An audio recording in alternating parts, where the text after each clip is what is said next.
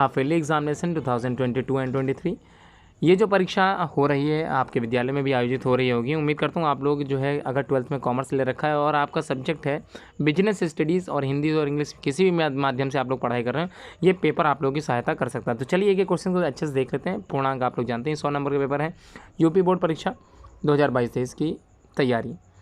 तो पहला जो यहाँ पर क्वेश्चन स्टार्ट करने जा रहा हूँ वो मल्टीपल चॉइस क्वेश्चन के रूप में है, आप लोग अच्छे से तैयार करके ही जाइएगा। ध्यानपूर्वक समझिएगा। पहला क्वेश्चन यहाँ पर दिया गया, मैनेजमेंट इज़ ए प्रोफेशन। ध्यान समझिएगा, मैनेजमेंट एक तरह का प्रोफेशन होता है। ये स्टेटमेंट किसका है? किसका है? हेनरी फेयल का है, जॉर्ज आर हैरी का है, या फिर अमेरिकन प्रबंध एसोसिएशन, अमेरिकन मैनेजमेंट का, या फिर नन ऑफ दिस, इनमें से कोई भी नहीं इस कथन के कथन करता है।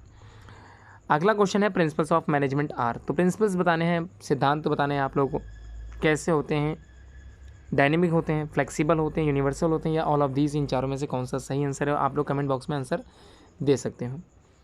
अगला यहाँ पर क्वेश्चन कह रहा है, हिंदी में बता दे रहा हूँ, नवीन आर्थिक नीति घोषित हुई थी, या फिर new economic policy was declared in the year. तो new economic policy was declared किस साल में हुई थी, या किस सन में हुई थी? 1990 में, 1991, 1992, या फिर 2001 में हुई थी? ये आपको पता होना चाहिए। अगला नेक्स्ट क्वेश्चन यहाँ पर कर रहा है, आ गुड प्लान। देखिए, अगर योजना बना रहे हैं, एक अच्छी योजना बना रहे तो कैसी होनी चाहिए? एक्सपेंसिव होनी चाहिए, टाइम कंज्यूमिंग होनी चाहिए, फ्लेक्सिबल होनी चाहिए, या रिजिड होनी चाहिए? तो ये आपको पता होना चाहिए। अगला जो क्वेश्चन नंबर 5 है, यहाँ पर मैनेजमेंट इट सेल्फ एक्सप्लेन करता है। मैनेजमेंट जो है विस्तार करता है, विस्तार होता है, किस चीज़ का विस्तार है ये आपको बताना है।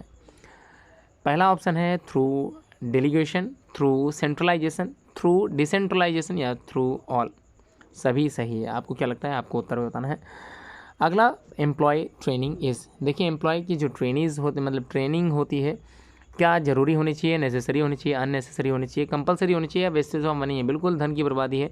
आपको क्या लगता है, ऐसा होना चाहिए या नहीं होना चाहिए? बिजनेस स्टडी से रिलेटेड क्वेश्चन है। अगला क्वेश्चन है 7th वाला, यहाँ पर लिखा है human resources management include. Human resources management जो इंक्लूड करता है, क्या क्या इंक्लूड करता है? चलिए ऑप्शन देख लेते हैं सारे। पहला एक तो रिक्रूटमेंट हो गया, एचआर सेक्शन की बात हो रही, ध्यान समझिएगा। एचआर हर प्राइवेट जो है इंस्टीट्यूशंस में आप लोग एचआर जरूर मिलेंगे, मैनेजमेंट से रिलेटेड ही होंगे।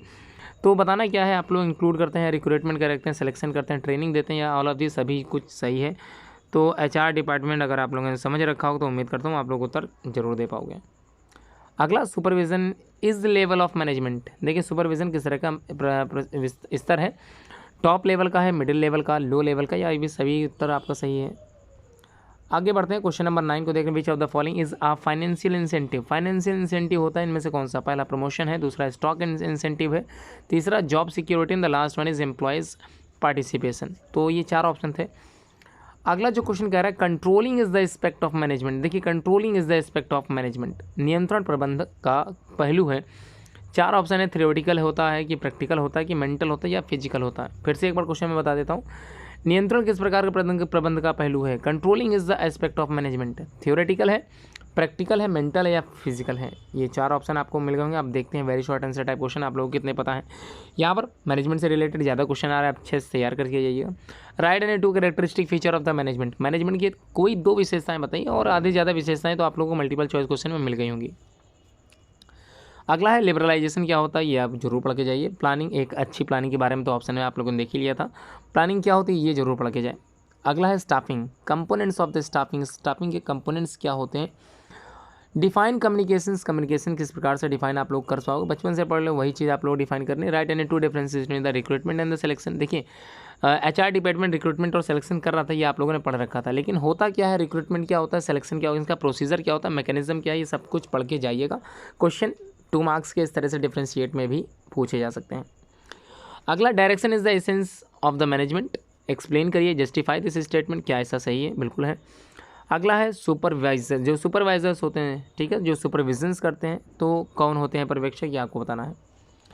19th वाला question, differentiate between the formula and mark कीजिएगा, different between the formal and informal communication. 2 तरह की कम्युनिकेशन है, एक फॉर्मल होता है जिसमें कई तरह के नियम कानून को जो है ध्यान में रखना पड़ता है, एक होता है इनफॉर्मल जिसमें बहुत ज़्यादा कानून नहीं रहते हैं, इनफॉर्मल वे में जो कम्युनिकेट करना पड़ता है। तो 2 तरह के हो गए, आप लोगों ने पढ़ रखा होगा, उम्मीद है आप लोग आंसर जरूर दे पाओगे। अगला क्वेश्चन, माफ़ कीजिएगा, why is planning and empty exercise without controlling. तो यहाँ पर नियंत्रण के बिना नियोजक एक रिक्त अभ्यास क्यों है, कारण क्या है इसका? तो why is planning and empty exercise तो प्लानिंग का मतलब बिल्कुल एम्प्टी है भाई, सोच रहे हैं, विचार कर रहे हैं कैसे क्या करना है। एक अच्छी प्लानिंग करेंगे तो सब कुछ सही होगा, ठीक है। अब शॉर्ट आंसर टाइप क्वेश्चन देख लेते हैं। Explain the role of Henri Fayol of management, या मैनेजमेंट में हेनरी फ्योल का जो योगदान था, रोल था, वो आपको बताना है। अगला, right the principles of the scientific management. देखिए साइंटिफिक मैनेजमेंट का जो प्रिंसिपल्स होते हैं, मतलब सिद्धांत आप लोगों को बताने हैं क्या होते हैं, अच्छे से लिखिएगा तो 5 मार्क्स आपको मिलेंगे। अगला है right limitations of the planning. देखिए योजना बना रहे हैं तो उसकी कुछ ना कुछ लिमिटेशंस होंगे, उन लिमिटेशंस को आप लोगों को डीपली समझाना है, अच्छे से समझाना है, जिसमें आप लोगों को 5 नंबर अच्छे से मिल सकें।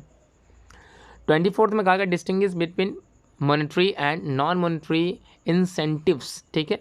2 तरह के हो गए यहाँ पर, मौद्रिक हो गया, बिना मुद्रा वाले हो गए, तो मॉनेटरी हो गया और नॉन मॉनेटरी इंसेंटिव्स हो गए। ये आप लोगों को डिफाइन करना, माफ कीजिएगा, डिफ्रेंशिएट करना है। क्वेश्चन नंबर 25 में कह रहा है नई आर्थिक नीति, अर्थात what was the need for the new economic policy. इसकी आवश्यकता क्यों पड़ी भाई, हमारे पास तो इकोनॉमिक पॉलिसी पहले से ही थी और काफ़ी अच्छी थी, बहुत ही बढ़िया थी, लेकिन अचानक से इसमें अपडेट्स क्यों आ गए, क्यों लेटेस्ट बनानी पड़ी। तो need for the new economic policy, what was the need, आवश्यकता बतानी क्यों पड़ी। अगला 26 में कह रहा है differentiate between leadership and the management. देखिए एक लीडिंग मतलब लीडिंग करता है जो लीडरशिप में होता है, एक मैनेजमेंट करता है जो मैनेजर टाइप के जो होते हैं, इनमें डिफ्रेंशिएट बता दीजिए। अगला question, management is a continuous process. बिल्कुल सही है, मैनेजमेंट एक तरह की कंटिन्यूस प्रोसेस होती है। इसी को आप लोगों को जस्टिफाई करना है, एक्सप्लेन करना है अच्छे से। अगर आपको नहीं आता तो आप लोगों के लिए एक ऑप्शन में क्वेश्चन दिया गया है। Coordination is the essence of management, समन्वय प्रबंधक का सार है। तो ऐसा क्यों है, यही चीज़, क्या आप एग्री हो, गिव रीज़न, अगर एग्री हो तो बिल्कुल रीज़न बताना है। देखिए एग्री तो होना पड़ेगा, बिल्कुल सही बात है। Coordination is the essence of management, बिल्कुल सही है, और आप एग्री होगे, जाहिर सी बात है। जब यस करोगे तभी तो आगे बढ़ाओगे आंसर, नो करोगे तो आने का कोई मतलब नहीं है, ठीक है। क्वेश्चन नंबर 28 में कह रहा है explain the elements of the directing. देखिए एलिमेंट्स बताने हैं डायरेक्ट करने के, ठीक है। डायरेक्शंस के या डायरेक्टिंग्स के एलिमेंट्स का क्या होते हैं, या फिर अगर आपको नहीं आता है तो आप लोग नेक्स्ट क्वेश्चन देख सकते हो। What is the leadership given in 6 qualities of good leader. Leadership क्या होती है पहले तो ये डिफाइन करोगे, और 6 क्वालिटीज़ बता दोगे गुड लीडर की। क्वेश्चन नंबर 29 में क्या कह रहा है, what is means by the delegation of authority. देखिए अथोराइजेशन होगा, अथॉरिटी होगी, उसी के डेलीगेशंस बताने आप लोगों को। डेलीगेशंस का मतलब क्या होता है और ये किस प्रकार डिफर है, बिल्कुल अलग है, किससे, डिसेंट्रलाइजेशन से अलग है। सेंट्रलाइजेशन अलग होता है और डिसेंट्रलाइजेशन बिल्कुल ख़त्म हो जाना सेंट्रलाइजेशन का, तो दोनों में काफ़ी अंतर है, कन्फ्यूज़ बिल्कुल मत होइएगा। अगर आपको नहीं आता ये प्रश्न का उत्तर तो आप लोगों के लिए अगला बनाया गया question, what is the meant by selection. देखिए अभी आप लोगों ने पढ़ा था सिलेक्शन, ठीक है, सिलेक्शन जो कि HR डिपार्टमेंट में आप लोगों ने देखा था, सिलेक्शन था, वही चीज़ यहाँ पर कह रही है। Right the process of the selection of the employees, किस प्रकार एम्प्लॉयज़ का सिलेक्शन होता है, कि on the basis of what, ये सब कुछ आप लोग इसमें लिख सकते हैं। और आप जो आप लोगों को बिजनेस स्टडीज़ का मैं लास्ट क्वेश्चन बताने जा रहा हूँ, 10 मार्क्स का क्वेश्चन, ध्यान समझिएगा। एक्सप्लेन करना टाइम स्टडी को। देखिए एक्सप्लेन कीजिए time study, motion study and the fatigue study, ठीक है। These are the common study वे जो आप लोगों को एक्सप्लेन करना है। आप लोग अच्छे से पढ़ के जाइएगा। हाफ ईयरली एग्जाम है, एनुअल की तैयारी मैं आगे भी कराऊंगा और उम्मीद करता हूँ ये पेपर आप लोग अच्छे से तैयार कर लोगे, जिसमें आप लोग की भी जो अर्धवार्षिक परीक्षाएं होने वाली हैं उसमें आप लोग उत्तर अच्छे से कर पाओ। यहाँ पर जो अगला क्वेश्चन दे दिया गया, explain dimensions of the business environment, ये आप लोग कर सकते हो। अगर आप लोगों को फर्स्ट वाला क्वेश्चन नहीं आता, 30 वाला नहीं आता, स्टार्टिंग वाला, तो ऑप्शनल में आप लोगों को क्वेश्चन मिला है, लॉन्ग आंसर टाइप क्वेश्चन है, ध्यान से लिखिएगा जिसमें आप लोगों को अच्छे मार्क्स दिए जा सकें।